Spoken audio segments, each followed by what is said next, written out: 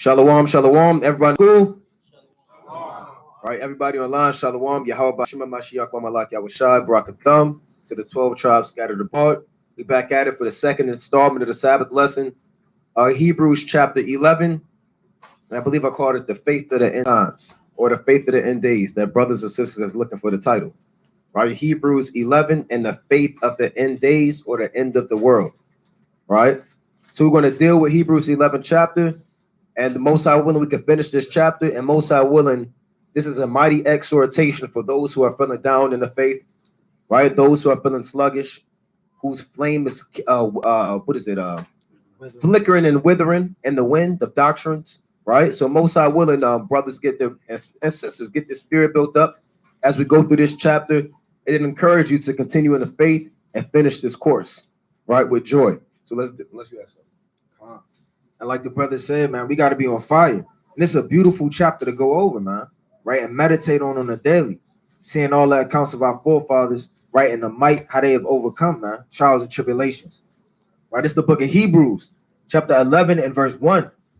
Now faith is the substance of things hoped for and the evidence of things not seen.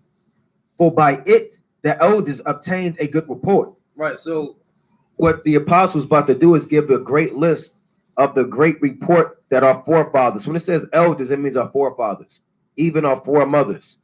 In the eyes of the Most High, they were justified based off of their faith. That's what it means. By it, they've obtained a good report. When the Most High pulls up the works of these different men, he's going to say, these men and these women, hey, these are my people, right?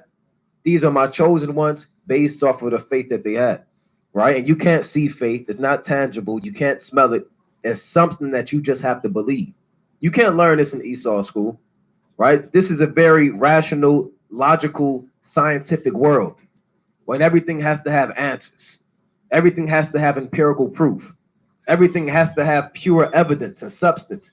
We don't deal with that, man. We're not carnal, logical men. We're spiritual men. So we speak about things that you can't see. And if you don't believe it, then you wasn't given that faith.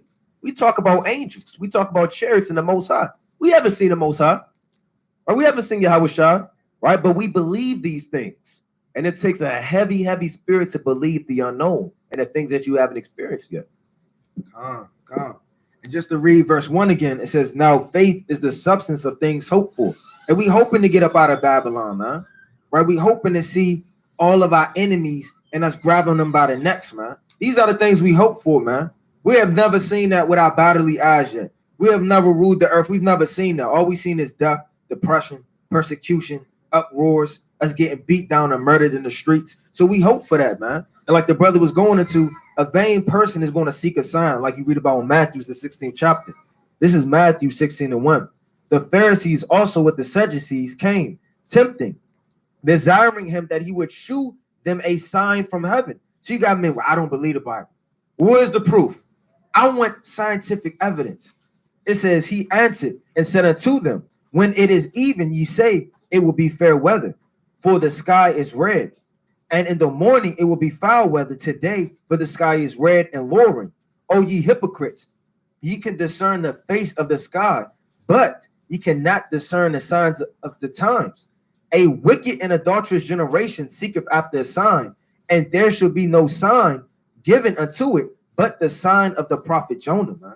Right? And that sign is all hell about to break loose, man. The warning from the prophets. That's your sign, man, at the end is coming. You see the uproars. You see all hell breaking loose. You see all these different nations testing these missiles, these drones, right? Getting their military might together, nation warring against nation. This is the sign that you need, man.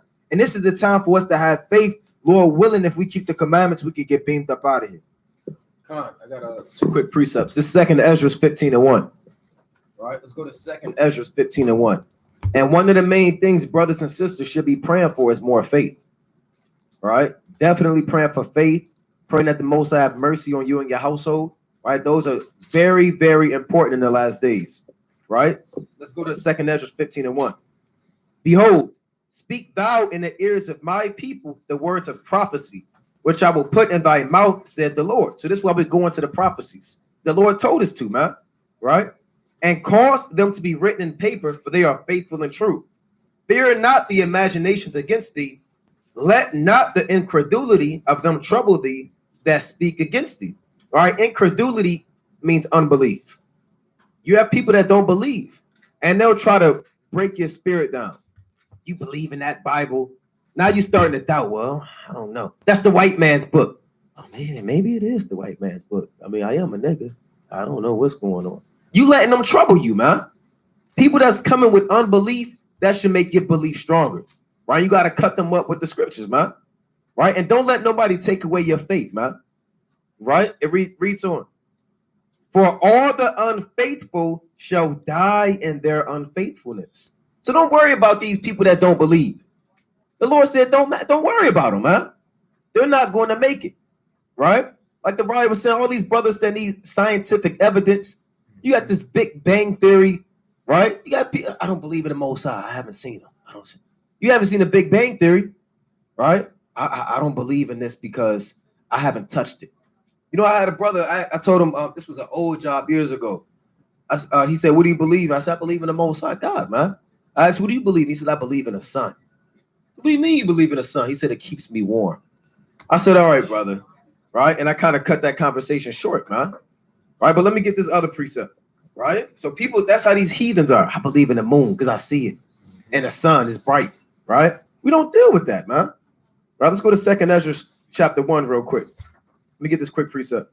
This 2nd Ezra chapter 1 and 33. I'm going to start at 33. All right? 2nd Ezra 1 and 33. Thus said the Almighty Lord, your house is desolate. I will cast you out as the wind doth stubble. And your children shall not be fruitful, for they have despised my commandment, Salakia, and done the thing that is evil before me. Your houses will I give to a people that shall come, which not having heard of me, yet shall believe me, to whom I have showed no signs, yet they shall do that I have commanded them. You see that? So the Lord told that generation that there's a group of men and women that will be born that will believe in the truth. They're not going to see the water split in half. They're not going to see the miracles of water being turned into wine. Right? Have y'all seen that? Did y'all see the water turn into wine? Did y'all see the Red Sea get split open? Has the angel came down from a chariot and kind of talked to you one-on-one? We haven't seen these things, man. But yet we believe in the Most High. Right? It reads, they have seen no prophets, yet they shall call their sins to remembrance and acknowledge them. So that the Lord is saying this generation in the last days, they have so much faith that they're not going to see signs. You're not going to see the sea split open. You're not going to see Yahweh Shai walking, performing miracles. But yet you still believe in the truth. Right? And that's a heavy thing for you to believe in the Most High. You haven't seen the Most High. You haven't heard a voice from heaven talking to you, but you believe that this is the truth. Right? And can't nobody take that away from you, man. And this is how our forefathers obtained a good report, simply based off of their belief. It's the book of Judges, chapter 2 and verse 10. It said, and also all that generation were gathered unto their fathers, and there arose another generation after them, which knew not the Lord, nor yet the works which he had done for Israel. And they was waxing weaker and weaker in this thing, man, trusting in idols, right? Different philosophies of the heathens scattered all abroad and getting down with the Africans and what they got going on because they didn't see and they didn't believe, man. I'm going to read that again. And also all that generation were gathered unto their fathers, and there arose another generation after them, which knew not the Lord, nor yet the works which he had done for Israel. Like the brother was bringing out, man, the sea being split, right? All the miracles in Egypt, right? Him killing the firstborn and delivering us. They didn't see that, man. And they started to wax faint with their faith, man. We got to be on fire like the brother said, man. It's straight like that. Hey, the Lord will come and talk to you in your dreams, man. You'll see in destruction, man. Wake up on fire, man. Having the faith in the Lord, man. You can't wait for all hell to break loose, man. Hey, I can't wait till I have dreams of destruction, man. I love that, man. When I come to camp and brothers are on fire, I love that, man. When the Lord supping with my spirit and I stay up all night reading, right, teaching, I love that, man. That's all the faith I need, man. I don't need to see a damn rocket and a damn earth meter and damn. I don't need to see all of that, man, because I had a spirit of the Lord in me. That's right. So let's go back to Hebrews chapter 11, and we're going to read 3. It's the book of Hebrews, chapter 11 and verse 3. Through faith, we understand that the worlds were formed by the word of God, so that things which are seen were not made of things which do appear. Yeah, so we don't believe in the so-called white man's creation theory, right? Where he has to have empirical proof, tangible evidence. We literally believe that Yahweh Bashim Yahushua created everything in 6 days. Were we there when the Most High said, "Let there be light"? Were we there when Yahweh Shah and the angels were manipulating the molecules and the elements and forming the earth and the matter? We didn't see that. So even by faith, we understand that the worlds were framed by the word of God, right? We believe in the creation, right? Half of the people of the earth don't believe in that, man. I don't believe that. What do you mean? What do you mean the angels and spirits created everything? No. The so-called white man told me the Big Bang Theory. He told me we came from monkeys, right? And I believe that. You see the fossils? Give a damn about the fossils, man. And Esau stuff in the damn museum, right? That he putting together, man. This is what the Most High says, so that's what it is, man. Right? The worlds represent the spiritual world, principalities, powers, this tangible world. Through faith, we understand that the worlds were framed by God, so things that are seen were not made of things that do appear. Meaning everything you see was made by the invisible things. Right? And it takes a tough soul and a tough and a mighty spirit to believe that things that you see were made of things that you don't see. That's the faith of the Lord right there, man. It's the book of Wisdom of Solomon, chapter 13 and verse 1. Surely vain are all men by nature, whom are ignorant of God, and could not out the good things that are seen know him that is, neither by considering the works did they acknowledge the workmaster, man. All right, look at the sun. That's impossible for it to be man-made, man. Look at the rainbows, man. Look at how the Lord kind of paint the damn. I was looking at the sky the other day. It was about 7 different colors, man. I was like, damn. Call hello Yahweh Shem Yashah, man. Only the Lord could do something like that, man. Ain't no damn neutron and damn atom going to spring out the ocean and crawl into a damn nasty creature. And then from that nasty creature, a damn hairy monkey. And that's folly, man. Right? Verse 2. But deem either fire or wind or the swift air or the circuit of the stars or the violent water or the lights of heaven to be the gods which govern the world. So you got people like in Egyptology, they'll say it's the fire god, right? It's the water god. It's the wind god, right? You got that bugged out band, earth, wind, and fire, man. But all like Egyptology, man. Thinking it's all of these damn different elements. Oh, it's Mother Nature, right? No, it's the Lord, man. With whose beauty, if they being delighted, took them to be gods. Let them to know how much better the Lord of them is, whom is the first author of beauty and have created them, man. So how much more to give thanks to the Lord, because everything you see the Lord created, man. They are streams and rivers. They are islands we've never seen. I mean, you could literally look down hundreds and hundreds of feet down in the damn ocean, man, because it's so clear and see the fishes down there, man. That's the Lord. That's right. We can go on. Come. So now we're about to get some actual accounts, right? So we kicked it off through faith. We understand that the worlds are framed by the word of God, man, by Yahweh Shah and the angels, right? Imagine that, man. School, they teach you, well, so-called black man and the other angels, they created the earth, sun, moon, and the stars. Imagine learning that from the youth up, man. They can't teach that in the school system, right? They don't teach that because the so-called white man is their God, man. And whatever he put out, that's what it is, right? And you got to accept it. And if you don't accept it, you're not smart, right? You're a dummy, right? And then you get held back, and then you're forced to accept this wine, man. You know, you got to keep paying for school. You get out. If you take your kids out the school system, you're a social outcast. You get that you're frowned upon at your job. Everybody laughs at you, right? So you're kind of forced to do this, man, off of pressure. This devil applied the pressure to accept, like he said, Mother Nature, Father Time, Old Man Winter.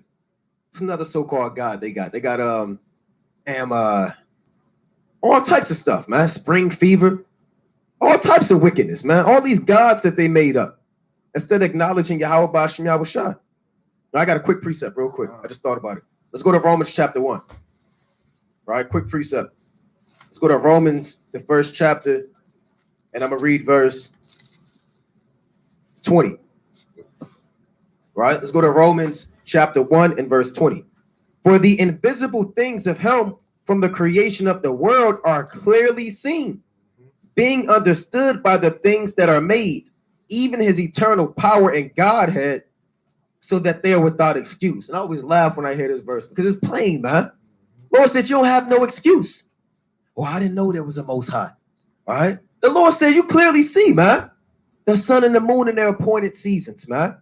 Right? The animals, how things regenerate, man. Night and day, everything's in a cycle. Involuntary muscles that you can't control that are moving. These things are clearly seen. You don't have an excuse, man. Look at the works of the Most High. Right? The Most High don't have to come down and talk to you to let you know that he exists. Just look at his work. Look at his works. Right? Verse 21. Because that when they knew the Most High, they glorified him not as the Most High, neither were thankful, but became vain in their imaginations, and their foolish heart was darkened. Like these devils, they know the Most High exists. They know that. They got the scriptures. They have all of these ancient artifacts and these different accounts of the Most High and his works, but yet, well, we're not going to glorify the Most High. We know he exists. We're going to turn the Most High into science. We're going to turn him into chemistry. We're going to turn him into biology and idols and paintings, right? And philosophies. This is what they do. Professing themselves to be wise, they became fools and changed the glory of the uncorruptible God into an image made like the corruptible man, and to birds and four-footed beasts and creeping things. And people worship creeping things. Out there in India, you know they worship rats. The Philistines had golden mice that they worshiped, man. They worship cows too, elephants, birds. People have good luck charms, rabbit's feet. Oh, I need my rabbit's feet. I need my 4-leaf clover. I don't think I'm gonna get the job. What's that joint? That dream catcher? Yeah, the dream catcher, man. Put it on your damn window. Yeah, catch your damn nightmares when you fall asleep in the car. The Lord not dealing with the dream catchers, right? But this is what man does. This is the idols of man. People think those are small things. You in the world, you don't think twice about a dream catcher. You think it's kind of different, right? You're kind of looking at it. You might want one, but you never get it, right? But in the eyes of the Most High, that's idolatry, man. You know? You got a dream catcher? I have one. I says because I got part of my family that's Native American, so we used to go to the powwow, which was on the reservation every year, and that's where I got it. But then as soon as I found out what it is, pretty much, like I said, then did away with it. There you go. All praise to the Most High. All praise. It's the book of Hebrews, chapter 11, and I'm gonna start at verse 4. By faith, Abel offered unto God a more excellent sacrifice than Cain, by which he obtained witness that he was righteous, God testifying of his gifts, and by it he being dead yet speaketh. See that? So it shows you that Cain didn't believe in the Most High. That's why he offered up what? Vegetables and fruit. He didn't believe in the Lord. Abel believed in the Most High. He said, this is what the Most High said. This is the law in Leviticus and in Numbers 27.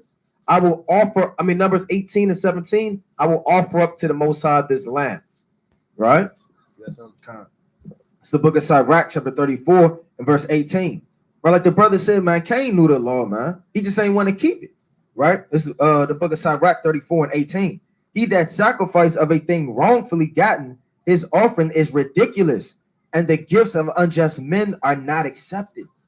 The Most High is not pleased with the offerings of the wicked, man. So the Lord not getting down with that offering, man. He knew the law, but he kind of like you tell your son to clean his room, then he kind of throw everything to the left side of the damn room. He knew damn well he should have cleaned it, but he kind of just played with you, man. Right? That's what Cain did. It said the Most High is not pleased with the offerings of the wicked, neither is he pacified for sin by the multitude of sacrifices, man. I mean, whosoever bringeth an offering of goods of the poor doeth as one that killeth the son before the father's eyes. So the Lord not dealing with unjust dealings and sacrifices on the left-hand side. That's right. And let me get the account. Like the brother said, they actually had the law. Do not think that the law was only given to Moses, to the children of Israel. Right? The law is way before that. The law endureth forever, man. Right? Adam taught Cain and Abel how to make an atonement for sin. right? These are the coats of skin that were passed down from generation to generation. So this is Genesis chapter 4:1. And Adam knew Eve his wife, and she conceived and bare Cain, and said, I have gotten a man from Yahweh. And she again bare his brother Abel. And Abel was a keeper of sheep, but Cain was a tiller of the ground. And in process of time, it came to pass that Cain brought up the fruit of the ground an offering unto the Lord. And Abel, he also brought up the firstling of his flock and of the fat thereof. And the Lord had respect unto Abel and to his offering. But unto Cain and to his offering, he had not respect. And Cain was very wroth, and his countenance fell. See that? So this is the actual law, right? Let me get this precept to show that this is law. Now let's go to Numbers chapter 18. Abel didn't just wing this. He didn't just feel like doing this. They were commanded to do these things by the Most High. All right, let's go to Numbers chapter 18 and verse 17. But the firstling of a cow, or the firstling of a sheep, or the firstling of a goat, thou shalt not redeem. They are holy. Thou shalt sprinkle their blood upon the altar, and shalt burn their fat for an offering made by fire, for a sweet savor unto the Lord. See that? So the father served as the priest back in the ancient times, and the sons would bring this offering, and the father would perform the actual sacrifice. That's why Job did sanctify his children. That's how Abraham did sacrifices, and Noah. They did this for their households, right? So the point is, Abel did this by faith, because we only keep the commandment because we believe. We don't keep the commandments because anybody told us to. We believe in the reward that comes with keeping the commandments. So this is why Abel performed the law. That's right. It's the book of Hebrew, chapter 11 and verse number 6, right? I'm going to start at verse 5. By faith, Enoch was translated that he should not see death, and was not found, because God had translated him. For before his translation, he had his testimony that he pleased God. Right? Yeah, come. Right? So, I mean, hey, man, Enoch had to get the hell up out of there, man. All hell was breaking loose, man. Right? You got evil spirits, right? All those philosophies down there. The Lord had to take them, man. This is the book of Wisdom of Solomon, chapter 4 and verse 11. I'm gonna start at verse 10. He pleased God and was beloved of him. So living among sinners, he was translated. That's talking about Enoch, man. So he pleased the Lord, so the Lord delivered him, man. If you're not pleasing the Lord, and you kind of down 1 foot in, 1 foot out, you entertaining these spirits, these philosophies, these doctrines, these ways of this world, you're not pleasing the Lord, man. He's not going to save you, right? It say he's Salakia. And he pleased God and was beloved of him, so that living among sinners, he was translated. And we live among sinners, man, at work. Now, sometimes we go home and they in the house. It's demons at the damn grocery store. Everywhere you go, it's evil spirits, man. Yeah, speedily was he taken away. So the Lord said he had to take away Enoch speedily, man. If we was down here another damn 25 years, it may not be a lot of us in this room right now, man. A lot of people follow every day, man. You literally label with brothers. They've been on fire the first year, the second year, the third year, the fourth year, but the fifth year they fall out, man. They smoking weed. They dealing with all of these strange women, right? Twofold, the doctrines, and on a physical level, right? You got to speedily get the hell up out of here, man. So if you're getting comfortable in Babylon, you're not going to make it. Yeah, speedily was he taken away, lest that wickedness shall alter his understanding, or deceit beguile his soul. So the Lord said, I got to get my chosen up out of here fast. But they wrap around them with all of these thorns, these lies, right? These tricks, right? And then the damn elect kind of get beguiled, but that's not so. And the Lord has an exact time for each one of us, right, to get the hell up out of here, man. Exact time to wake up, exact time for the Lord to come back, right? Verse 12, for the bewitching of naughtiness doeth obscure things that are honest, and the wondering of concupiscence doeth undermine the simple mind. Right, so if you damn getting tempted every single day, man, a lot of brothers can't bear that, man. Got that wicked, nasty woman keep clawing at your door. It wasn't just for 2 weeks; it's for 3 years. That soft claw at 12 o'clock at night. Hey, somebody might open that door and give in, man. We gotta get the hell up out of Babylon, man, so we can receive the rewards that was promised to us from old. This is the account of Enoch getting translated. Let's go to Genesis chapter 5 and 23. right? Genesis chapter 5 and 23. Enoch in the Hebrew is a kanawak, right? Which means enlightened or learned one, right? Meaning he had the complete knowledge of the Most High. After the lesson, right? So this is Genesis chapter 5 and 23. And all the days of Enoch were 365 years. And Enoch walked with the Most High, and he was not, for the Most High took him. Now, when it says he walked with the Most High, doesn't mean the Lord was holding his hand, right? You know how they got that story when they was carrying the man in the sand and his footsteps in the sand? Brothers heard of that? Yeah, brother. Older people probably heard of it, right? But there's a story. If you don't know what I'm talking about, you can look into it, right? What is it, brother? Yeah, footprint. Yeah, it's called Footprint. And my granny had it on her placemats, man. Right? They tell you that story. If you don't know what it is, you can look into it. Right? But the point is, when it says he walked with the Most High, it means he was keeping the law, statutes, and commandments. He believed in the Lord. All right? He was diligent. He prophesied. You can read that in the book of Jude, right? That Enoch actually prophesied. You only prophesy if you believe, man. Why would I sit there and testify of things to come if I don't believe it's going to happen? I would be a liar and a fool. So this is what this is why Enoch is written. This is why Enoch obtained a good report. And nobody's more righteous than Enoch. Have y'all got translated? But we so righteous. We so on fire. We so diligent. Hey, this man got translated, man. Think about the spirit that was in this man. Lord, I got to get this one. I got to get him out of here. Right? That one and Elijah, man. Right? These men are extra righteous, man. But the Lord has to remove them from the earth immediately. Right? So we got to aspire to obtain that amount of faith, man. Right? We don't have the faith to Enoch to get translated yet. Right? But we will, Most High willing, because Enoch, like the brother's going to, Enoch is pretty much parabolic for us. Right? We're the modern day kind of walk. We're the modern day enlightened ones. We're the illuminated ones with the knowledge of the Most High. And we're walking with the Most High. And we're going to be not for the Most High is going to take us. Right? It's the book of Jude. I'm going to start at 14. And Enoch also, the seventh from Adam, prophesied it of these, saying, Behold, the Lord cometh with 10,000 of his saints, man. He was prophesying all of that in the old world, the elder world, the ancient world, all the way far back, man. He said, Behold, the Lord cometh with 10,000 of his saints, man. Imagine that, man. All hell breaking loose. Got the cattle running around, right? Men being wicked, getting drunk. Then you got Enoch on fire, talking about Yahushua, man. Right? Coming with the 10,000s of his saints, man. A whole invasion, right? Of the army of the host of the Lord, man. To execute judgment upon all.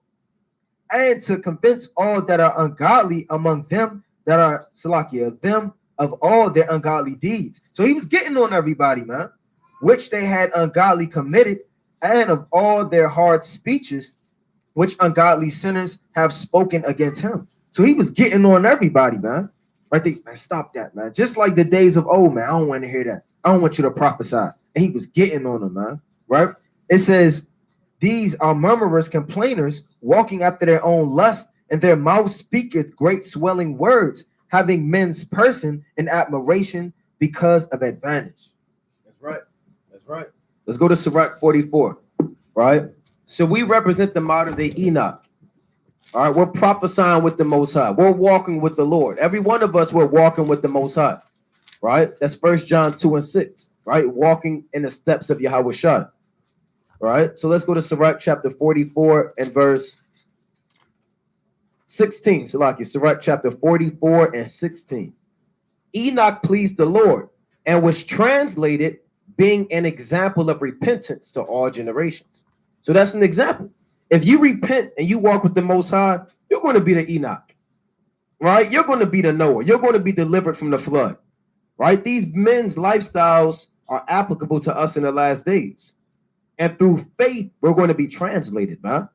You're not going to be translated if you don't believe that the chariots exist. You got brothers in the truth who don't believe in the chariots.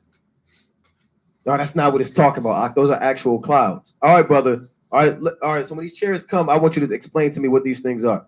Why you getting beamed up in it? What is this? Why am I getting beamed up? Brother, that's a chariot, brother. Right? If you make it in that thing. You got to believe in these things, man. It's the book of Hebrews, chapter 11 and verse number 6. But without faith, it is impossible to please him. For he that cometh to God must believe that he is, and that he is a rewarder of them that diligently seek him. Yeah, you gotta diligently seek the Lord, man. I wonder what the Most High is. I guess I'll figure it out later. No, you gotta be praying. You gotta be flipping the pages. You gotta be fasting. You gotta be calling upon the name of the Lord, looking for answers. You gotta be look for the Lord, man. It doesn't mean travel up to the third heaven, right?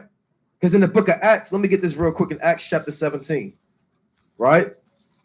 That means I gotta travel. Do I need a spaceship to go up to the Most High? I gotta diligently seek him. That's not what it's talking about, right? This Acts chapter 17 and verse 26. And hath made of one blood all nations of men for to dwell on all the face of the earth, and hath determined the times before appointed and the bounds of their habitation, that they should seek the Lord if happily they might feel after him and find him, though he be not far from every one of us.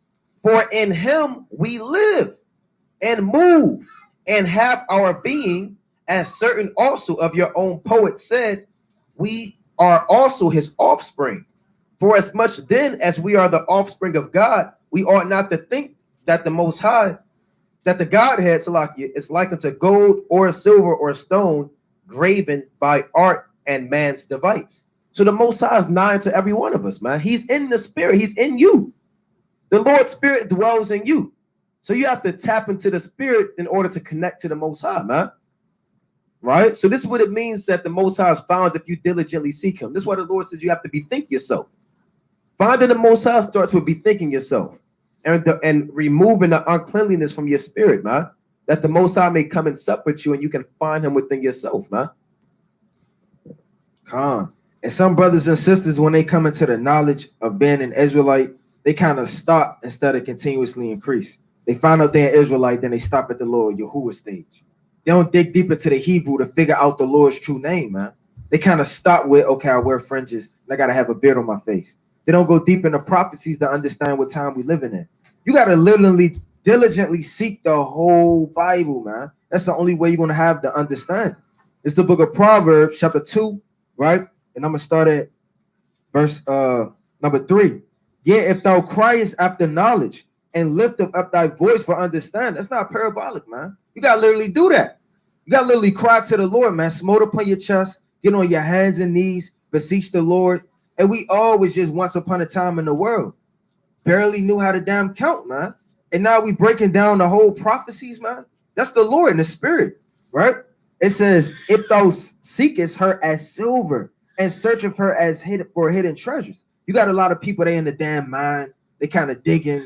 They getting damn all of this coughing and dirt and musk all in their lungs, trying to seek those mines and those golds. That's how you got to go and diligently seek every single chapter, every single verse, man. It says, and search for us for hidden treasures. Then shalt thou understand that the fear of the Lord, right, and find the knowledge of God. For the Lord giveth wisdom, out of his mouth cometh knowledge and understanding. He layeth up sound wisdom for the righteous, and he is a buckler to them that walk uprightly. That's the whole point. They walk uprightly. They walk in his footsteps, man. They seeking the wisdom, knowledge, and understanding. That's the only way you're going to get it, man. Don't be that brother that, I got to cut it on, man. All I do is watch videos all day. You don't read for yourself. Don't got no highlighters. You don't take no notes. All you do is watch videos, man. Right when the damn internet get cut off and all hell going to break loose, hey, wisdom is going to be this ability at our times. You got to have it in your mind, man. Let me get this in Proverbs 25 and 2. All right. Let's go to Proverbs chapter 25 and verse 2. Let's get a precept. Proverbs chapter 25 and verse 2. It is the glory of the Most High to conceal a thing, but the honor of kings is to search out a matter. So if you were a king, right, y'all brothers kings? So you got to search out the matter, man. You got to search out the prophecies. It's not going to be given to you, man. You're not going to wake up and then you got all of the breakdowns typed up in Times New Roman, 12 font, MLA format, right? And you sit there, you got the indentation in there, got your name right there. This is for you. It's in an envelope, right?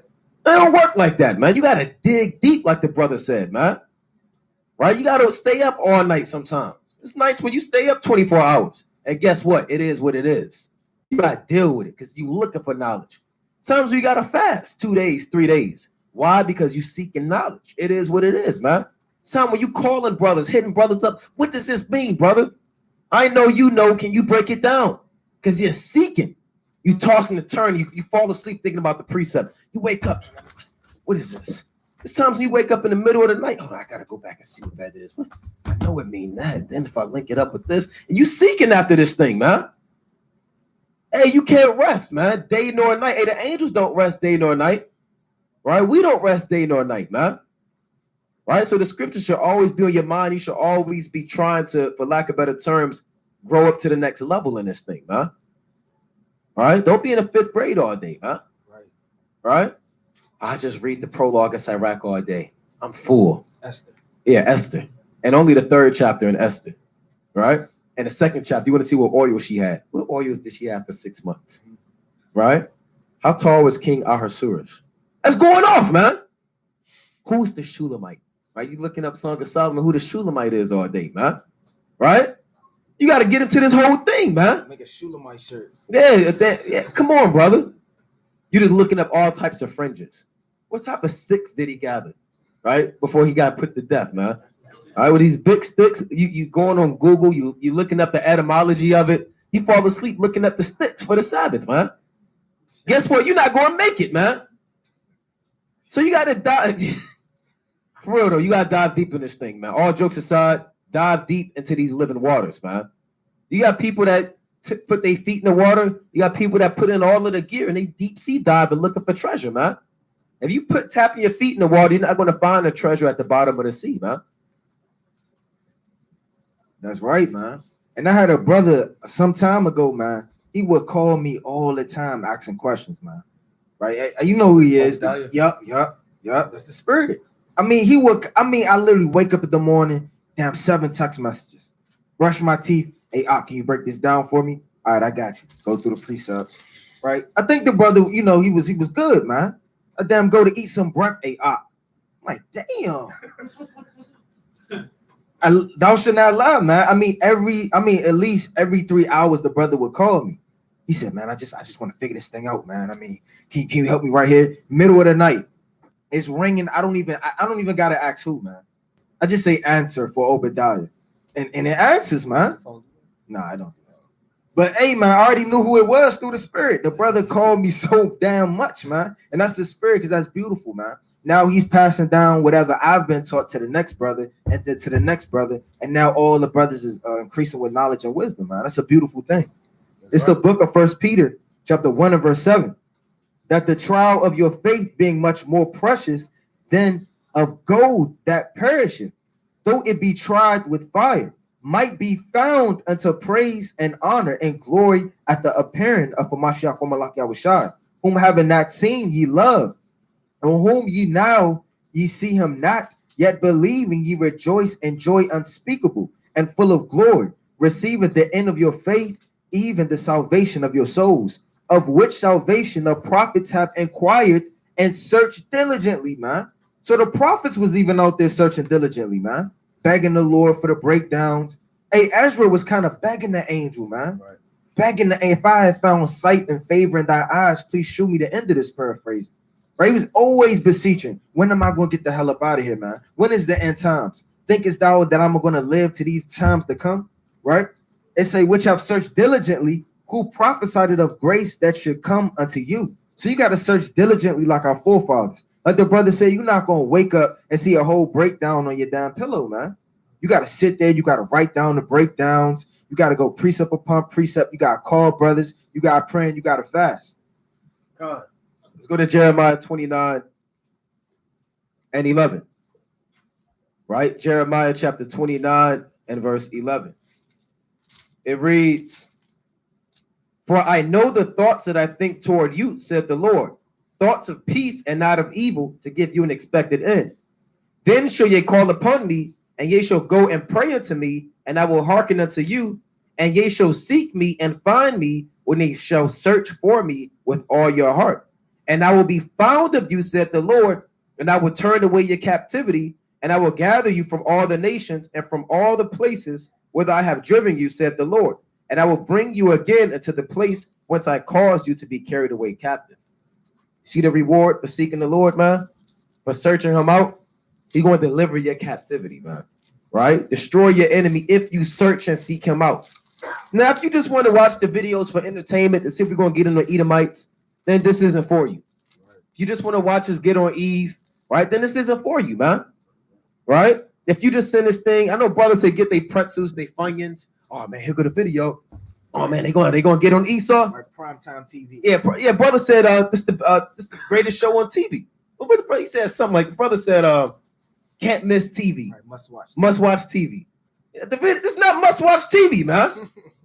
Brother skimming through the videos. When they getting on the Edomites? I haven't seen them get on Esau yet, man. You done missed all the damn edification, man. Skimming through. I can't find. I'll do it tomorrow. Right? Then you turn on ESPN because you couldn't find it, man. Then you wake up in the morning, then you go to the video, and all you hear is Romans 9:13. Right? That's all you got in your Bible, Romans 9:13. Malachi 1-3. And Job 9-24. Right? You don't got nothing else, man. All right, you only got them 3 precepts, and you got it tatted on you because you wasn't watching when we broke down Leviticus 19.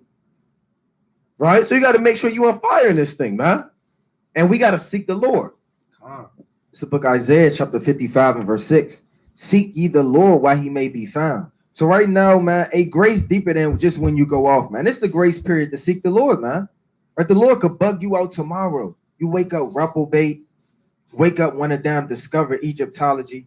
Man, what's the big wave about Africa? Why does everybody keep talking about that? Let me see what that's about. You damn get that damn itching ear, man. And now you got a big old unk around your neck, following around Brother Polite, man. Right. So you got to stay in the spirit in this thing. Seek ye the Lord while he may be found.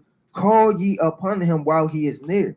And the Lord is nigh unto you through the videos, right? Through the precepts, through the Bible, right? Through brothers that can diligently show you the way through the Lord, man. Showing you the pathway to go. You got to seek the Lord, man. Right now, it's time to eat, man. It's an open garden. It's an open table of food. Got the honey, the wine, right? The milk, the meat. Now it's time to eat and be fed. So when times of famine come, right, you have everything to sustain you in that day. Now we go back to Hebrews. Right? Now we're back in the book of Hebrews. Right? So brothers got to seek the Lord out, man. Right. This is the book of Hebrews, chapter 11 and verse 7. By faith, Noah being warned of God of things not seen, as yet moved with fear, prepared an ark to the saving of his house, by the which he commended the world become heirs and of righteousness, which is by faith. Right, you see that? Right? By faith, Noah being warned of God of things not seen as yet. What wasn't seen yet? Well, before that, the rain. The rain wasn't seen yet. Right? He didn't know what that was. Right? Moses is going to rain. What is that? Right? What is that? What does that mean? Right? Build me an ark because it's going to rain. What do you mean? Right? But guess what he did? He built that ark. He didn't say, man, I don't know what this damn rain is. You tell people the chariot's going to destroy this. What do you mean the chariots, man? Right? What do you mean? What are you talking about? So Noah had faith, man. He didn't have to see rain fall down to start building an ark. Oh, here go the rain. Okay, let me start building. No, he did that in advance, man. Right? To preserve his family from the destruction. Right? So we got to do that same thing. Right? We got to build that spiritual ark to be able to survive the flood, man. Before the fire come down, man. Right? It reads on, Salakia. Moved with fear, prepare an ark to the saving of his house, by which he condemned the world and became heir of the righteousness, which is by faith. So you have to have this level of faith to believe in the things that you can't see, like we brought out, man. Like the brother went into, we never saw pestilence at the massive level that it will be on the earth, the race wars and martial law, Jacob's trouble, right? But we move with fear to prepare our souls to be saved, man. This is the book of Genesis, chapter 6 and verse 13. And God said unto Noah, the end of all flesh is come before me, for the earth is filled with violence through them, and behold, I will destroy them, the earth. Make thee an ark of gopher's wood, rooms thou will make it the ark, and shall pitch it within thyself. I'm gonna jump down to verse 17.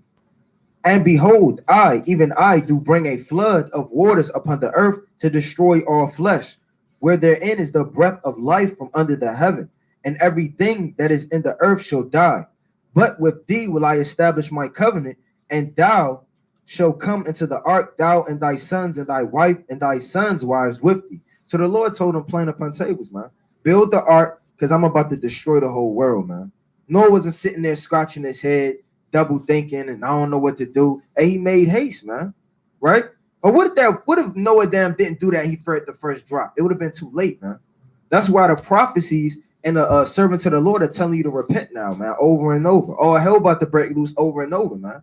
Soon as that first drop of rain, meaning you see that first EMP attack, you see that first famine kick off, and the nearest town, there's no more food, there's no more bread, it's going to hit you like a ton of bricks, man. Then it's going to be too late to build up that faith in that day, because you're going to be screaming, what the hell do I do, man? You're going to denounce the Lord and give in to the so-called white man. That's right. Let's go to 2 Peter 2 and 5. Because Noah was out there multitasking. He had to prophesy and build. That's a lot of labor, man.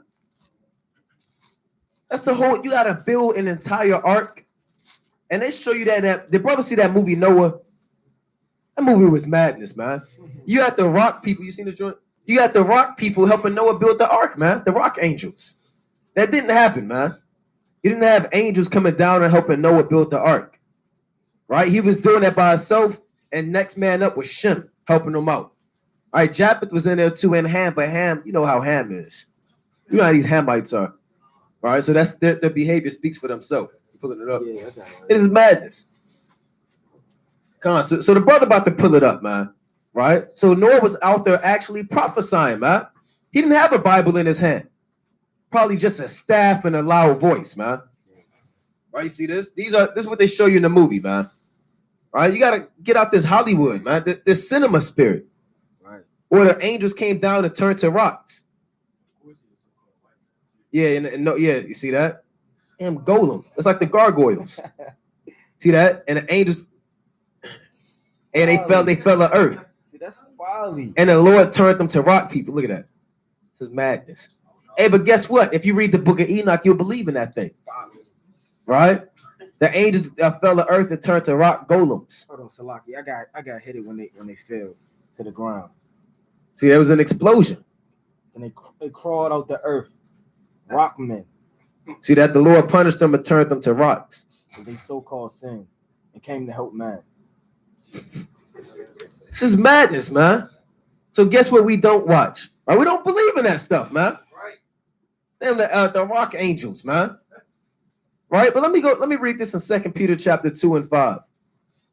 And spared not the old world, but saved Noah, the eighth person, a preacher, right? He was a preacher of righteousness, bringing in a flood upon the world of the ungodly. So what was he out there preaching? Repentance, right? That's what he was doing. Repent. Save yourselves from this untoward generation, right? A flood is coming. Destruction is coming. And what did the people say to Noah? Let's go to Job 22 and 14. What did they say to Noah? Right? Now, even in that movie, they had Tubal Cain in the ark. He was eating the animals. And then Ham told Tubal Cain in the movie, why are you eating the animals? He said, I got to eat too. Right? So that's in the movie, man. He was eating the animals. Shem had 2 daughters. He had no sons.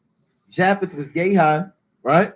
And Noah said Noah was going to cut down Shem's daughters. He said, when them children are born, I'm going to kill them. I'm going to cut them down. And he was stalking them, man.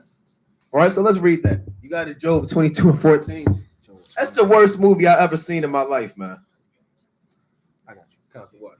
This is the book of Job, chapter 22 and verse number 14. Thick clouds are a covering to him that he seeth not, and he walketh in the circuit of heaven. Yeah, fools think that the Most High can't see us because the clouds are too thick. Like the Most High can't see through the clouds. And he's too busy up there in the heaven to worry about us on our earth. That's what fools think. Right, go on. Hast thou marked the old way which wicked men have trodden? You ain't take note about what happened in the ancient times? Which were cut down out of time, whose foundation was overflown with a You flood, didn't check out what happened to the people that died in the flood? which said unto God, depart from What us, they say to Noah? depart from us. See that? And what can the Almighty do for them? See that? They told Noah, get the hell away from me, man. That's what they tell us. Depart from us, man. I don't want to hear that. I don't believe in that Bible. I don't believe in God, right? So this is what they did. Job to give you an insight, in-depth scoop of what happened in the flood, man.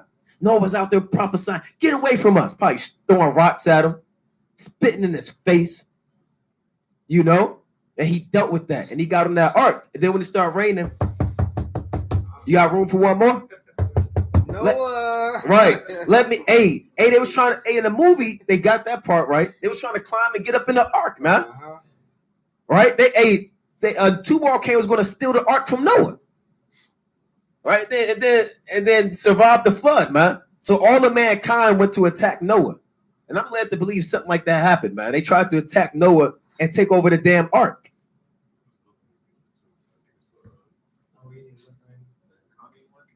Yeah, they make all of this madness, man. Yeah. That one's worse. So the point is, Noah was preaching and prophesying for well over 100 years and building an ark, and he did that because he believed. He had actual faith in the Most High. It's the book of Hebrews, chapter 11 and verse 8. By faith, Abraham, when he was called to go out into a place which he should after receive for an inheritance, obeyed, and he went out not knowing whether he went. Hey, imagine that. A voice just come to you, Ezra, and said, get up and leave. Right? Get up and leave and go to the land of Canaan. You're like, what the? What did Abraham do? Okay. Packed his stuff up, all right. Got his stuff ready, and he went to make moves. The ordinary man wouldn't do that. Ordinary man, who is that? Let me fast on him. Yeah, you sure? Like, are you sure? Yes, the Lord, man. What do I do? Where do I go? Lord, what's going to happen to me? Abraham didn't ask no question. You don't read that, right? Moses kind of asked, Lord, would you want me to do this, Lord? Without send this man? You know, I don't know what's going on. Abraham didn't do that. He got up and he made moves because he believed. That takes a high level of faith. We went into that on the Monday Night Fire, man. We know about the Most High, right? Through the Spirit and through what's written. Abraham didn't have a Bible to read about other Abrahams and Noahs to build up his faith, and the 3 holy children and these different accounts. He didn't have these accounts to look back to and build up his faith. He was just dolo by himself. He had to deal with it. He believed, man. It's like it, real quick, King. It said he didn't know where he was going. It says not knowing whether he went, man. But he believed. It's the book of Genesis, chapter 12 and verse 1.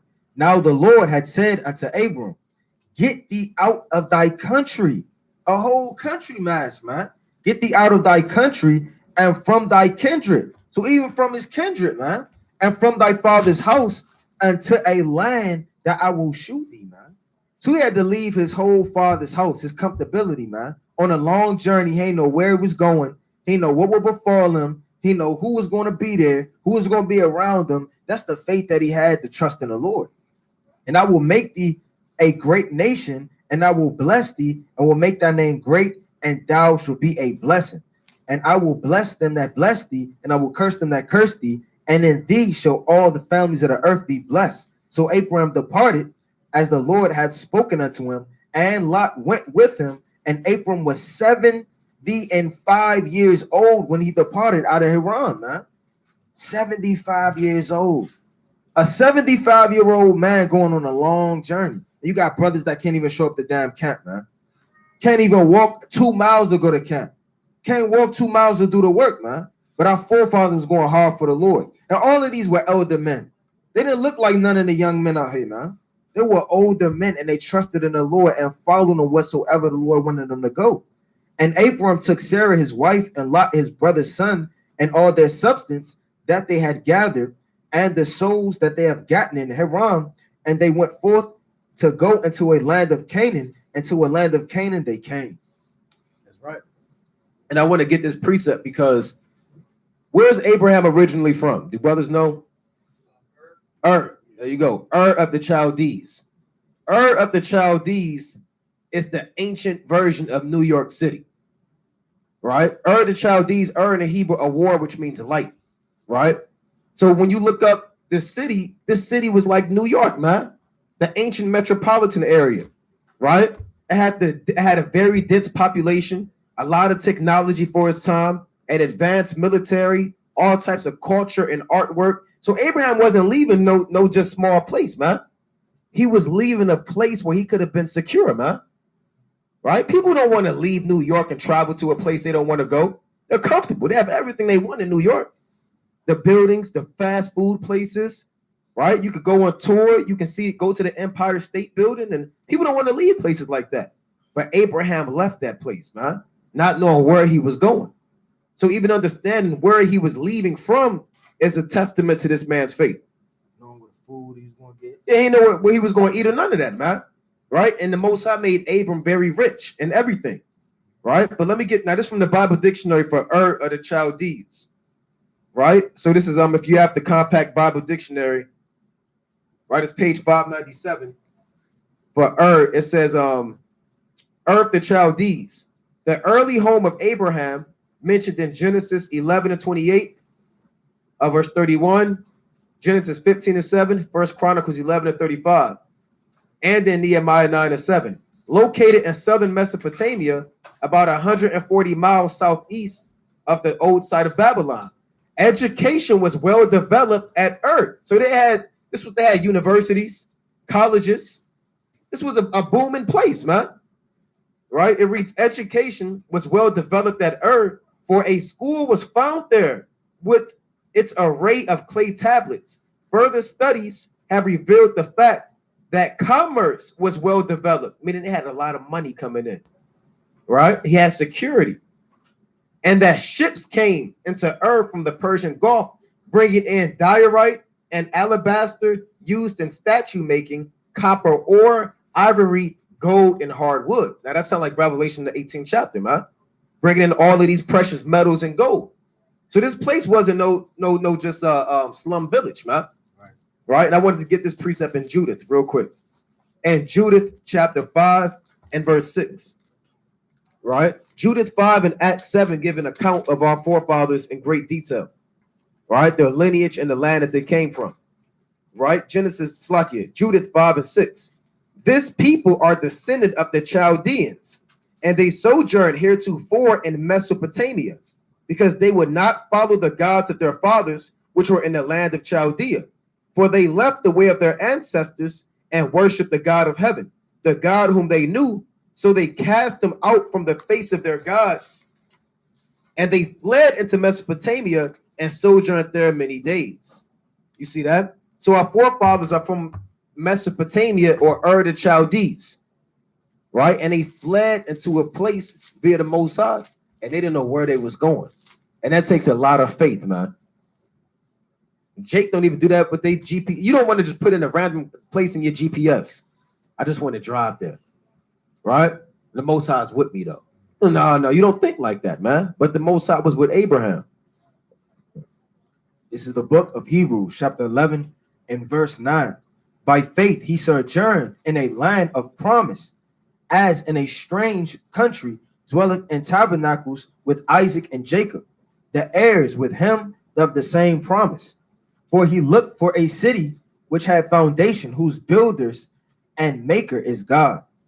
Through faith, also Sarah herself received strength to conceive seed, and was delivered of a child when she was past age, because she judged him faithful who had promised. See, even our foremothers had faith, man. Sarah was over 99 years old, I believe, man, if I'm not mistaken. All right, we can pull the account. Right, but she was well past 99 years old. Imagine the woman saying, I'm 99, but I know I'm going to have me a child. I know that for sure. The Most High going to give me a son. People are like, what the hell? You're 99. What are you talking about? Right? And anybody would say that nowadays. Right? But don't say that to Sarah, because you're going to say, no, I believe in the Most High. I already know this for sure. The Most High going to give me a son. I don't care if I'm 99 or 2099, man. Right? And you got a lot of women that's barren in the truth too, man. And barren in Israel. Right? But you have to believe in the Most High. So even women, you have to have faith in the Most High that he can perform the impossible for you. Esau would tell you it's impossible for you to have a child. You'll never walk again. You're paralyzed from the waist down. You'll never conceive again. It's over. Right? And then Jake, you believe him. He said, I'll never walk again. I'll never have a baby. But what did the Most High say, man? With man, it isn't. How does Scripture say, Salakia? With the Most High, all things are possible. Paraphrasing. With man, it is impossible. With the Most High, all things are possible, man. Chuck, is anything too hard for the Lord? And they told my mother I wasn't going to survive, man. See that? Right? And that's Esau, man, because I'm here today, man. By Shema Mashiach Yahushua. Right? It's the book of Genesis, right? Chapter 18 and verse 9. And they said unto him, where is Sarah thy wife? And he said, behold, in the tent. And he said, I will certainly return unto thee according to the time of life. And lo, Sarah thy wife shall have a son. And Sarah heard it in the tent door, which was behind him. Now Abram and Sarah were old and stricken in age, and it ceased to be with Sarah after the manner of women, meaning she was old, way past the time for her to bear children, right? Therefore Sarah laughed within herself. Hey, some people laugh at these prophecies, man. You really think a so-called black man gonna crack the sky with over 1 billion angels to save your black ass? That's what people think, man. Right. Yeah, we believe that, man. Right. Yeah, we believe that. And you're gonna be put to death if you don't, man. Right. Verse 12. Therefore Sarah laughed within herself, saying, I am waxing old. Shall I have pleasure, my Lord, being old also? And the Lord said unto Abram, wherefore did Sarah laugh, saying, shall I of the surety bear a child which am old, and anything too hard for the Lord? At the time appointed, I will return unto thee according to the time of life, and Sarah shall have a son. And Sarah denied, saying, I laughed not, for she was afraid. And he said, nay, but thou didst laugh. See that? You see that right there? And she laughed within herself, and the Lord read her thoughts and said, what is this? But then she believed, man. Right? She believed in the Most High. 99 years old. Imagine that. Your great-great-grandma, hey, I think it's time. You want to laugh, man. You're going to, you know, Jake called it granny, or grandma, whatever you say, man. Right? She's crazy. She said she's going to have a baby. Got hunchback. Yeah, everybody's going to be gossiping about her. You know how Jake, you know how the auntie's going to be talking about her, the cousins. So-and-so said she want to have a baby. Should we put her to a nursing home? Mm-hmm. Should she see somebody? Right? Put her in the basement. Yeah, put her in the basement, man. Damn, tie her up. Should we pull a plug? Right? Hey, she believed, man. So you got to believe that the Most High can do the impossible for you. Don't let no man tell you what the Most High can't do for you, man. Stop letting man tell you that, man. Yeah, brother. You're going to stay on this same level, brother. You're not going to make it. I already know that, brother. Look at you, right? Don't let that man tell you that, man. Yeah, Ak, you going to fall out maybe in 2 years. I can tell. It is what it is, all right? But I'm going to make it. I'm 144K, all right? That's wicked, man. So don't let, then a lot of brothers will believe that. Well, told me I'm not going to make it. Right. Don't let me tell you nothing, man. Don't let this brother tell you nothing. Let the Most High declare his works, man. So you got to have faith. That's right, man. It's a beautiful chapter, man. It's the book of Hebrews, chapter 11, right? 12. And verse number 12. Therefore, spring there even of one of him that is good as dead, so many as the stars of the sky in multitude, and as the sand which is by the seashore innumerable. These all died in faith, not having received the promises, but having seen them afar off, and were persuaded of them, right, and embraced them, and confessed that they were strangers and pilgrims on the earth. See that? They all died in faith. Did Abraham get a glorified body and be in the kingdom of heaven when he died? What about Sarah, Jacob, Isaac? But guess what? They all died in faith. They didn't get old. Oh man, the Most High told me he was going to give me the promised land. Well, I don't believe in the Most. No, they believed even on their deathbed, man. They didn't second guess. I thought the Most High told me that I was going to inherit this land. No, they believed that, man. So our forefathers had a heavy level of faith when the Most High told them that they would receive things, and they didn't even receive it in that life. Right? That's what this means. It says these all died in faith. And guess what? If we got to die in faith, we're going to die in faith, man. Right? If we don't see the kingdom in this life, we're going to see it in the world to come, man. We don't have to see the kingdom of heaven in this life, man. Right? Rather we resurrected, or we get beamed up here, or we born in the kingdom in the future generation, we're going to die in faith if it be the Lord's will, man. Right? It says these all died in faith, not having received the promises. They didn't even get the promises. Right? But having seen them afar off, meaning what? They still believed that they would get it. On their deathbed, no, the Most High said that I'm going to get it. Then they gave up the ghost. That's heavy, man. And were persuaded of them and embraced them and confessed that they were strangers and pilgrims on the earth. It's the book of 2 Chronicles, chapter 16 and verse 10. And Asa was wroth with the seer and put him in a prison house, for he was enraged with him because of this thing. And Asa oppressed some of the people the same time. Right, that's all. And behold, the acts of Asa, first and last, lo, they are written in the book of the kings of Judah and Israel. And Asa in the 39th year of his reign was diseased in his feet, until his disease was exceedingly great. So he was diseased in his feet, man. And when you read this account, he was seeking all the physicians, right? He was seeking all of the men that could so-called try to heal him. He didn't firstly come to the Lord, man. You got a lot of people on their deathbed, when they going through things, they calling their auntie up, right? They going to the damn internet, they going on Google. What should I do?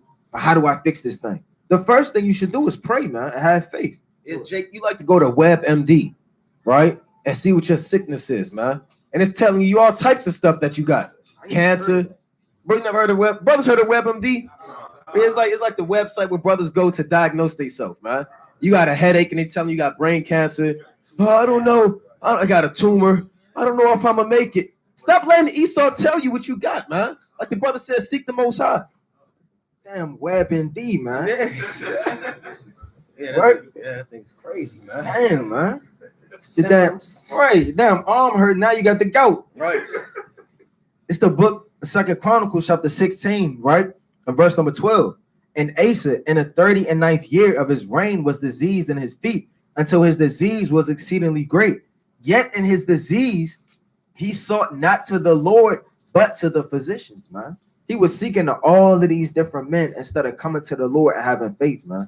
You may be broken down. A lot of people, man, they have sicknesses in this truth, man. A lot of people go through things daily, man. But the Lord got you. You just got to have faith until death. That's the whole point. Right. We go on Hebrews. This is the book of Hebrews, chapter 11, right? And verse number 14. For they say such things declare plainly that they seek a country.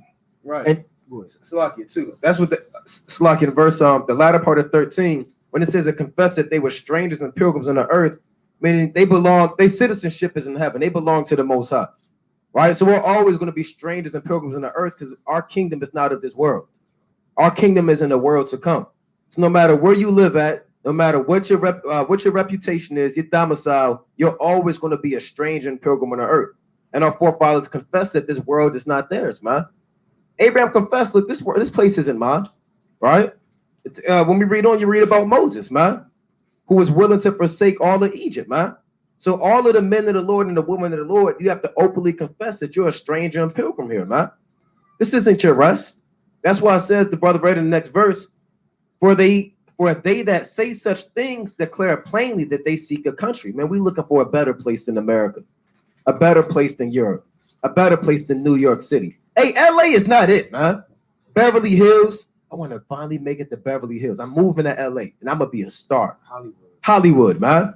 A lot of Jake, you think that's it. That's the peak of life. You want your name on the stars next to Eddie Murphy. Yeah, the boardwalk, man. Eddie Murphy, Alex Trebek, and Dave Chappelle. Then you want your name right there, man. As soon as your name is in there, that's it. Right, reprobate Israel. Right. That's pretty much what it is on a spiritual level, man. Yeah, next you see that? Between Bill Clinton and Donald Trump. And that's your memorial on the earth, man. Right? But we seek the kingdom of heaven. Come? Right, man. It's the book of Hebrews, chapter 11 and verse 15. And truly, if they had been mindful of that country from whence they came out, they might have had opportunity to have returned. Hey, and we brought this out. Hey, they had an opportunity. You don't think Abraham had the opportunity to go back? He had the choice, man. He had the choice to go back and say, no, this journey is too far. Now, I don't know where I'm going. Every one of you, you have the opportunity to return. You can go back to your old life. Right? You can go back to being a nigga if you choose to. You can go back to being a reprobate, like the brother said. Go back and be the dude on the corner. Go back and be the popular guy. Go back to college and get your double doctorate. Right? You can go back and be who you were. Our forefathers, guess what? The Most High said they had the opportunity to return. Lot had the opportunity to look back. He didn't look back, man. Paul had the opportunity to say, well, hold on, I don't know, man. I'm getting beat. I'm getting stoned. Thrice I was beaten with rods. I got a damn shipwreck. I don't know about that life, this life. Hey, that was Jeremiah, man. He was kind of scratching his head till that fire was burning in him. Right. He ain't had no damn choice, man. Right? And that on a deeper spiritual level, that's because the Lord chose you, man. Right? It's the book of Hebrews, chapter 11, and verse number 17. By faith, Abraham, when he was 16, Salaki. Verse 16. But now they desired a better country, that is in heaven. Wherefore God is not ashamed to be called their God, for he hath prepared for them a city. Right. And Salaki, we're that city, right? On a spiritual level. But that city will be on the earth. Right? That's the heavenly city. We're a heavenly Jerusalem. We are Jerusalem. That's why Revelation 21 says, I saw New Jerusalem ascending from heaven out of God. That's speaking about us. We're that city coming down out of heaven from God. We're those people. Right? Right. Verse number 17. By faith, Abraham, when he was tried, offered up Isaac, and he that had received the promises offered up his only begotten son. Right? Yeah. That? And that's heavy, man. Yeah. A lot of brothers say I could do that. I ain't nothing. I could do that. No, brother. No. Stop it, brother. If you have sons, you know, man. Even daughters, sons. You have to offer your only son. Right? Now we know you had Ishmael, but I don't give a damn about Ishmael. I'm not dealing with Ishmael. Cast out the bondwoman and her son. Right? Go live in the desert. We're talking about Isaac, the son of the promise. You got to offer up your only son, and you the one that got to kill him. Not no wild animal, not no angel. You got to pick up this weapon in your hand, look your son in his eyes. He looking you in your eyes. There's no telling it, but Isaac was crying. He's questioning that. What are you doing? What's going on? He said that I see the fire in the wood, but where is the lamb for the burnt offering? You know, Abraham's probably like, damn. Shit. Oh man, I don't know what to, what do you tell your son, man? I'm about to kill you and offer you up to the living God. Then he had to bound up Isaac. Isaac, no, Dad, no. Then he bounded, then his hands tied up. He kind of fighting the damn tears, and he pick up the weapon, then he drop it because he nervous and pick it up again. Then he's about to stand the Lord say, don't do it. You gotta know, you gotta visualize this thing, man. That's a heavy thing right there. Right, your damn son looking at you with the damn googly eyes. Yeah, that's Dad? That's right. Right? Damn. Hey, that's deep, man. Yeah, that's how you know you gotta love the Lord, man. Yeah. Right? Let me get this precept real fast, man. That's right, tough, man. That's beautiful. Hey, man, look out the Most High Yahweh Shai, man. All right, it's the same thing. That's John 3:16. It's the book of Matthew, chapter 10 and verse 37. He that loveth father or mother, right, more than me is not worthy of me. And he that loveth son or daughter more than me is not worthy of me, man. So you got to be ready to damn cast out your parents, your children, anybody coming against this truth, man. You got to be ready to die. You got to be ready to be by yourself, man. Whether that's in a damn desert, a rainforest, in the middle of nowhere, and still trust in the Lord, man. Your damn wife going astray, your damn children bucking up, all hell breaking loose. Hey, man, read the account of Job. Read the book of Job, man. That's a beautiful book. It got faith in there, wisdom, prophecy, downfall of Esau, right? It's going into Leviathan, Behemoth. And that's a beautiful book, man. It's my favorite book in the scriptures, man. And you could literally pick up Job and read any chapter and get something from it, man. Right? The downfalls of your household, right? Getting down, beat to shreds, the Lord plaguing you, and through all of that, man, his grace and mercy, it endured into him, and he reaped sevenfold, man, tenfold. It's the book of Genesis, chapter 22, and verse 3. And Abraham rose up early in the morning and saddled his ass and took 2 of his young men with him, and Isaac his son, that cleared the wood for the burnt offering, and rose up and went into the place which God had told him. Then on the 3rd day, Abram lifted up his eyes and saw the place afar off. And Abram said unto his young men, Abide ye here with the ass, and I and the lad will go yonder and worship and come again to you. Right? He told him to go to worship. Right? Kind of just, and we about to go worship, right? Yeah. Knowing what he was about to do. Yeah. It says, and Abraham took the wood of the burnt offering and laid it upon Isaac his son. And he took the fire in his hand and a knife, and they went both of them together. And Isaac spake unto Abraham his father and said, My father. And he said, Here am I, my son. And he said, Behold, the fire and the wood, but where is the lamb? Yes. You see that, man? He wanted to know, man. Right. What the hell going on? So about the worship. Abraham got a huge knife in his hand.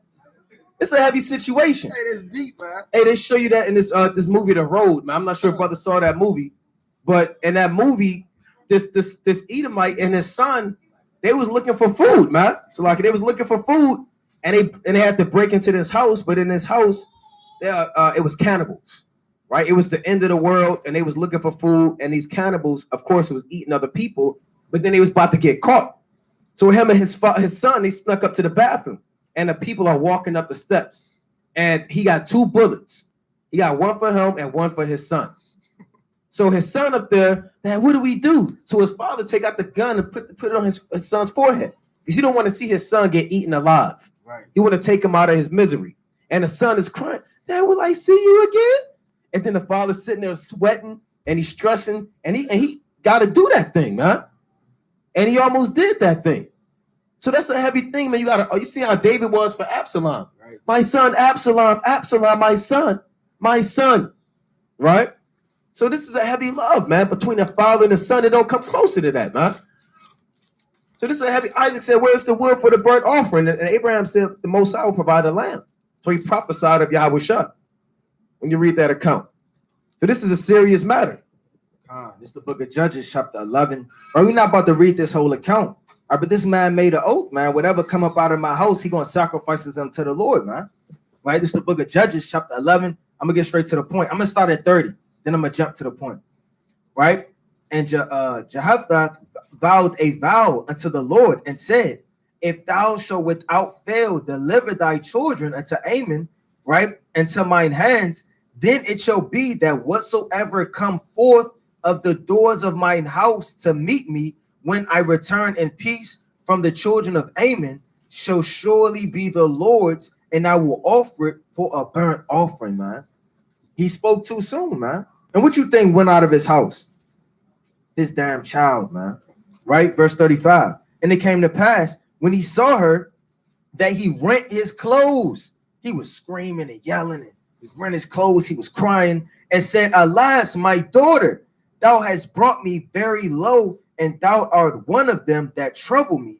For I have opened my mouth unto the Lord, and I cannot go back. And that's deep, man. So them vows are serious, man. When you make a vow to the Lord, you got to keep that, man. The Lord will kill you, man.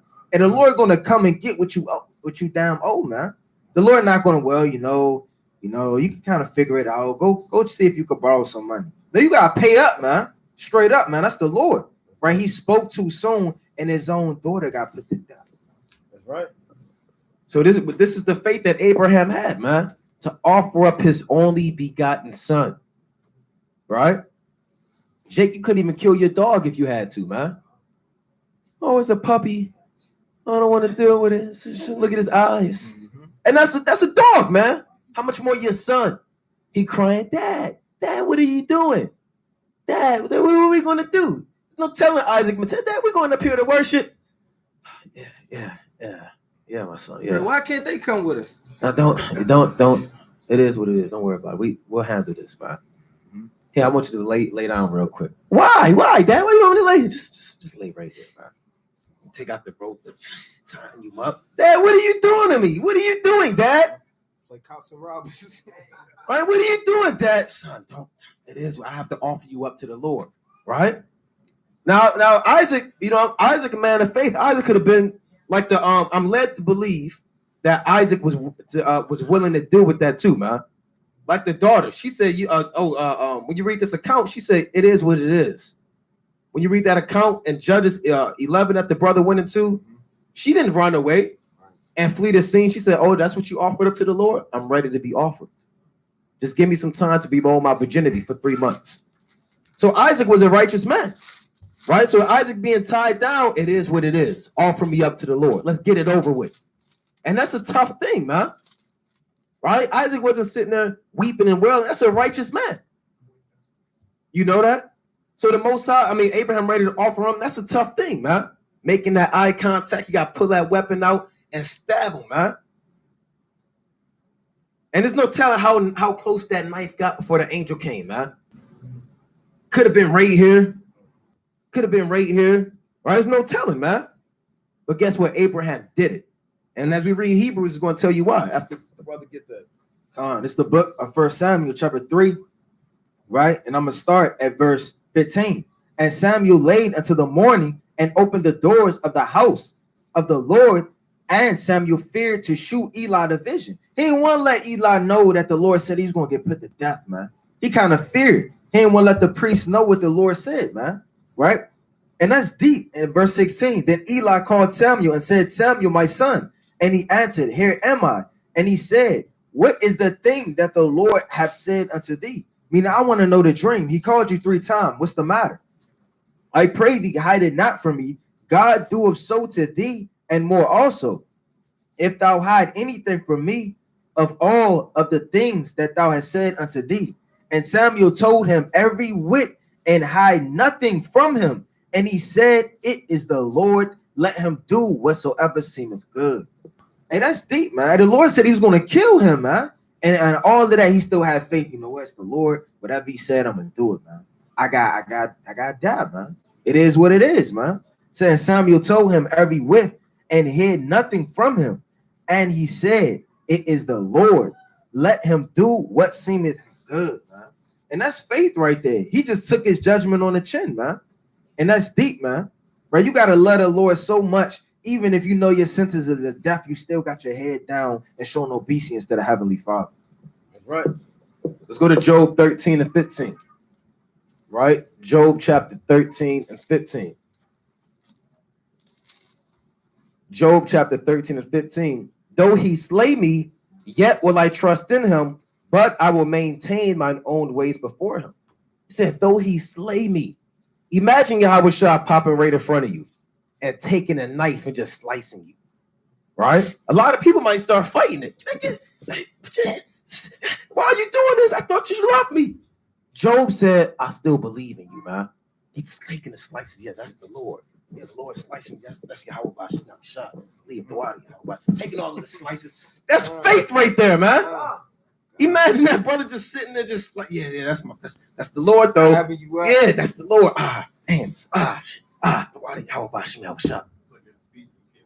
That's right. But you love it, though. And you embrace it. You love the one that's doing it because it's for your betterment, man. All right? That's heavy right there. So you may be getting slain spiritually, going through hell, catching all types of demons. Job said, I'm going to still trust in the Most High, as if a man is actually slaying you and killing you, and you still getting beaten, and you taking it, man.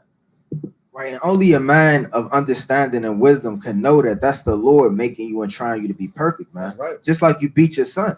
You may tear him up, man. You may tear your daughter ass up, man. Got all the red bruises on, the damn belt kind of torn in half, right? Damn whippings on the damn wall because you done reached your hand back so far. But that's all just to make your son and your daughter to understand what you have told them, man. Right. And it's all love at the end of the day. So if you get slashed, you gotta have a mentality that this is the Lord, man, chastising me because he loves me, man. Right. A carnal man, like the brother said, will fight all of that. I'm sick of losing my job. I'm tired of this, man. All I just keep is catching hell in this truth. He kind of closed the Bible and then go cope with weed and women, man.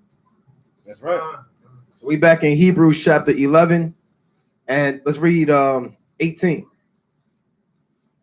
This is the book of Hebrews, chapter 11 and verse 18.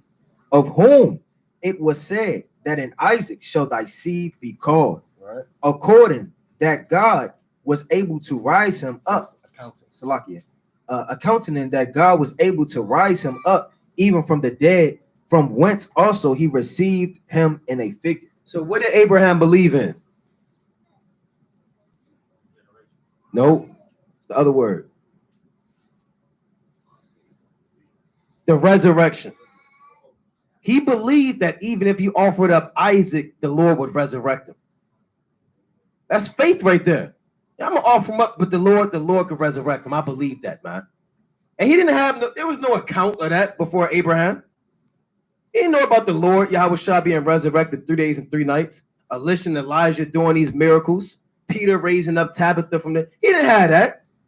But he's like, man, the Most High can raise his man from the dead. Most High can do anything. If I offer him up, hey, look, but the Lord, I could receive him again in the resurrection. That's faith right there, man. Hey, man. Abraham had a 318 soldiers and had faith and went to war against like 5 kings, man, and destroyed them, man. I only got 318. It's only 318 of us. Look how many of them it is. Abraham said, hell no, man. I'm gonna go get my brother back, man. And he went to war through faith and killed all them damn heathen, man. Took everything capped. Abraham was a general, man. A warrior, man. Abraham put people to death. So, hey, this is a mighty man right here, man. That's right. Verse 20. By faith, Isaac blessed Jacob and Esau concerning things to come. By faith. Yeah, that don't mean he was dealing with Esau. Or a lot of Christians, he was blessed. Esau got a blessing. That don't mean he got the promises. Right. Right? Damn sword, man. Right. Right. Verse 21. By faith, Jacob, when he was when he was a dying, blessed both the sons of Joseph and worship, leaning upon the top of his staff. By faith, right? You read about that, right, in the book of Genesis 48, right?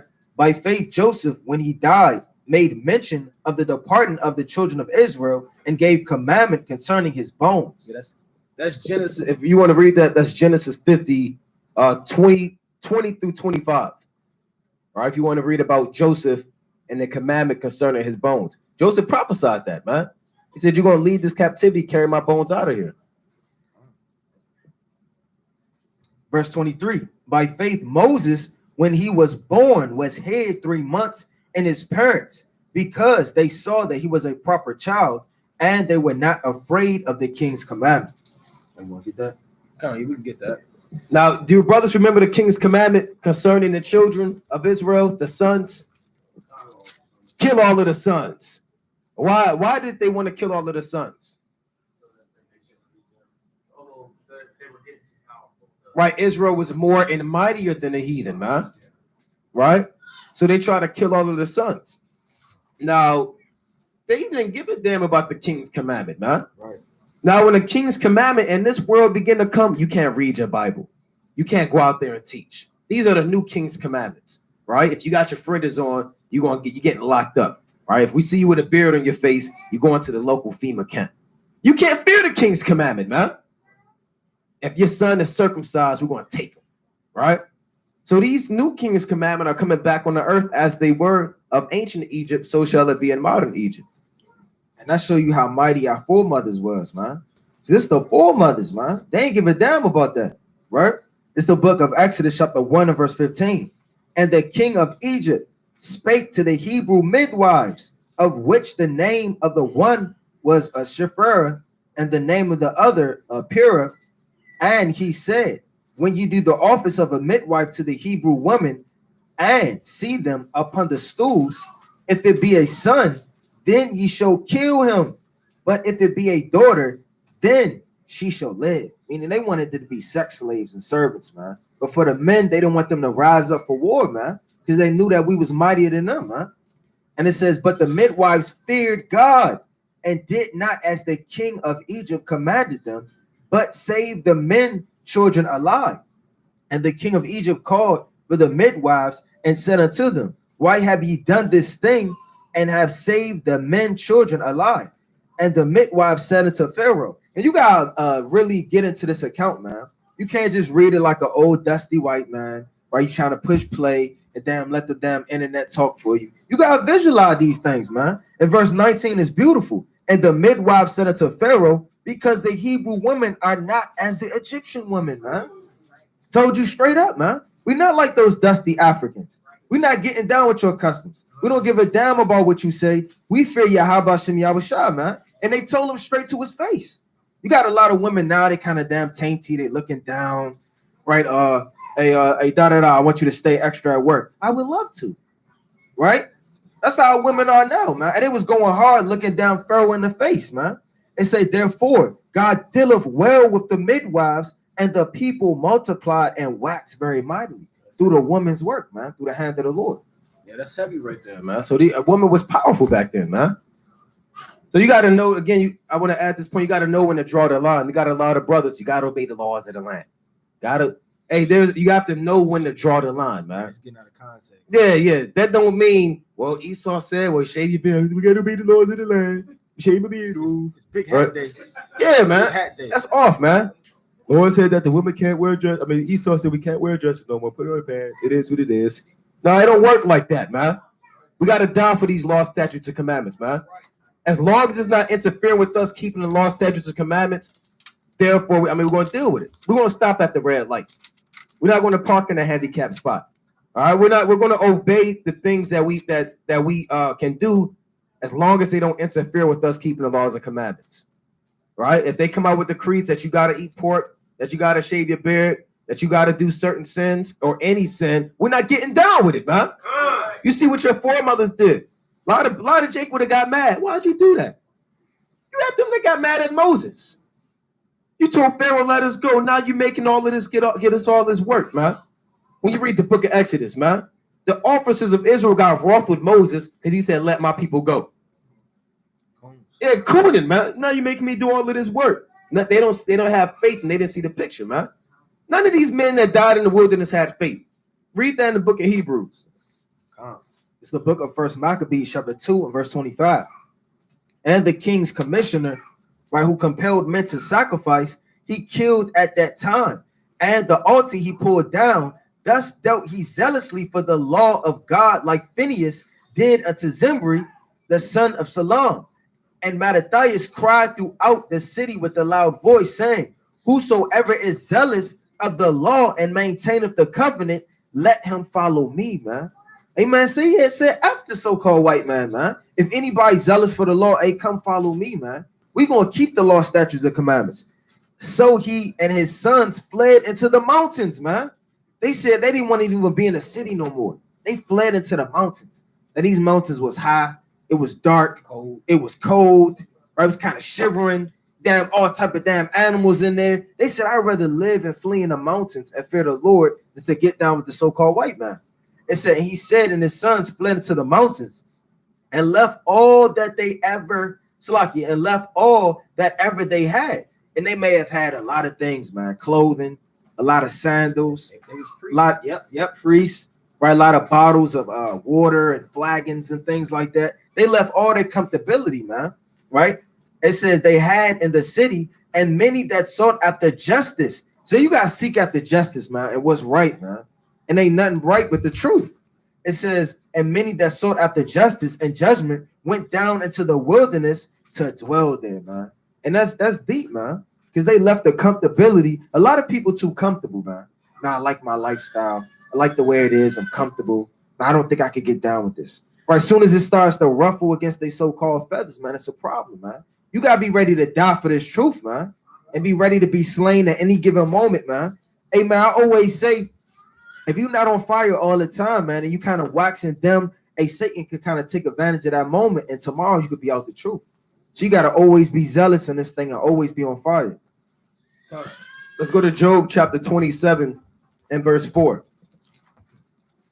Let's go to the book of Job chapter 27 and verse 4. We're going to read 4 through 6. My lips shall not speak wickedness, nor my tongue utter deceit. God forbid that I should justify you. Till I die, I will not remove mine integrity from me.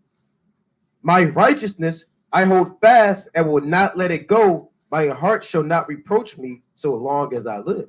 So Job said, till I die, I will never, ever remove my integrity from me, man. And a lot of men don't have no integrity nowadays. You compromise your integrity for money, for women, right? For fame, right? For vanity, for folly, filthy lucre's sake. Real men have integrity, man, right? The real men of the Lord, hey, look, if you got to give your life for this thing, it is what it is. You got people that into false philosophies, they deal with that. You got monks, they set themselves on fire, man. Pour gasoline, set themselves on fire because they believe in vanity, man. Right? You got people that down, hey man, there's an account in the book of Maccabees. This brother poured his own intestines out, man, and was throwing it at the heathen. Hey, you can read that, man. This man went hard. He did a damn nosedive on the heathen, man. Right? Because he believed. Then he started ripping out his guts, man. And said, I don't need these things, man. Then he died. The scripture say he died manfully. Right? You believe that happened, Ezra?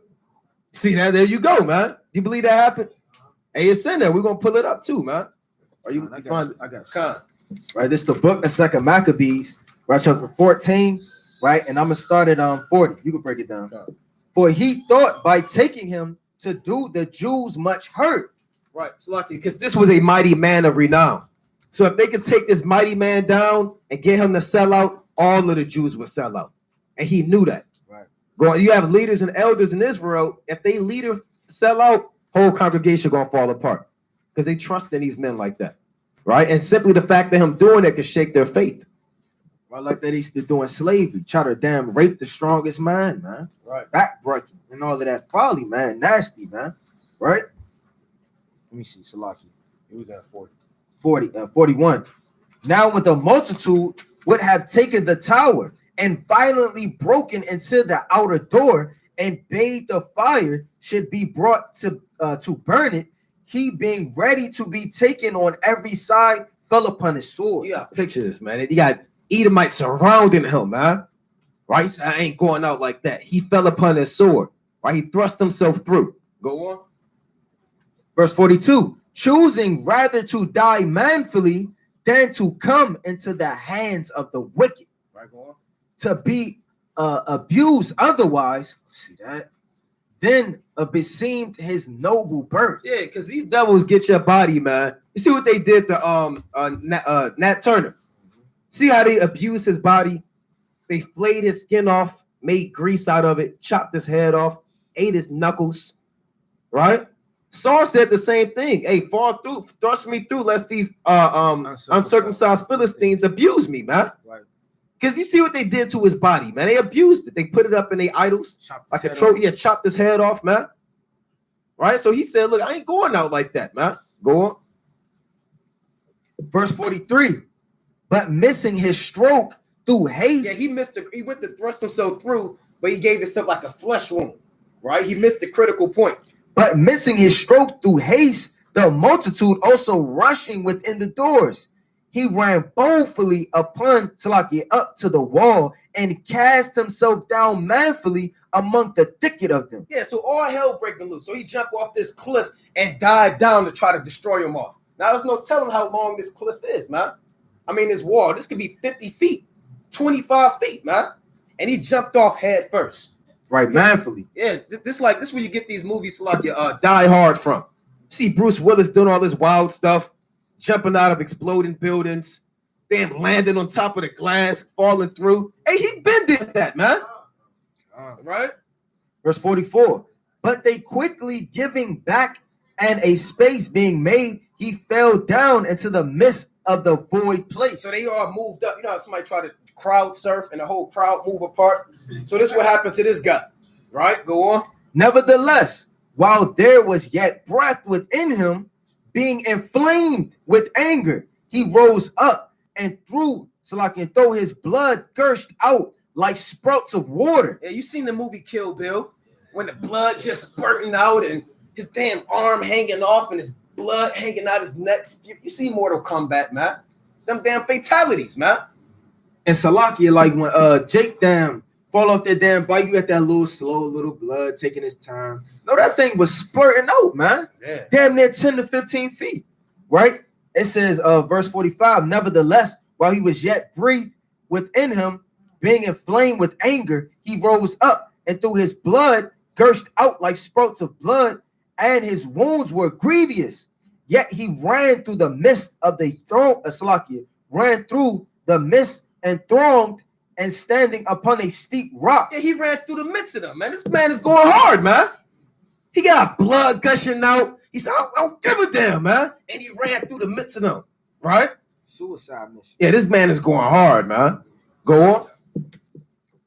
When, as his blood was now quite gone, he plucked out his bowels. He did what? He plucked out his bowels. He ripped his side and plucked out his bowels, man. I don't need this, man. Ripped out his kidney, ripped out his intestine. Go on. I'm gonna read that again from the top. Verse 46, crazy, man. Hey, this is an Israelite, Imagine digging in your damn body. Hey, you can't even pull out a damn bullet wound, man. Take me to the hospital. Damn hangnail, man. Jake, you get them damn hangnails. Do I bite it off? Do I clip it off? Right. Verse 46. When as his blood was now quite gone, he plucked out his bowels, and taking them in both his hands, he cast them upon the throne, and calling upon the Lord of life and spirit to restore him those again, thus he died. So he took his intestines and said, man, F Esau, man. He threw all his guts and stuff on Esau and then gave up the ghost, man. He had no sword left in his hand. He said, I gotta fight them with something. I don't have no weapons. Let me take my guts out and fight them with my guts. Whipping his You see that? He's going hard, man. Yeah, man. Hey, this brother, I'm led to believe he would have damn tied it around his throat and damn strangled Esau with his intestine, man. Our forefathers went hard, Khan. These are mighty men of the Lord. And with that, we're going to close up and continue next week. Most High willing, giving our honor and glory to Yahweh B'Shem Yahushai. Kwam Yashala. Head at the camp. Shalom.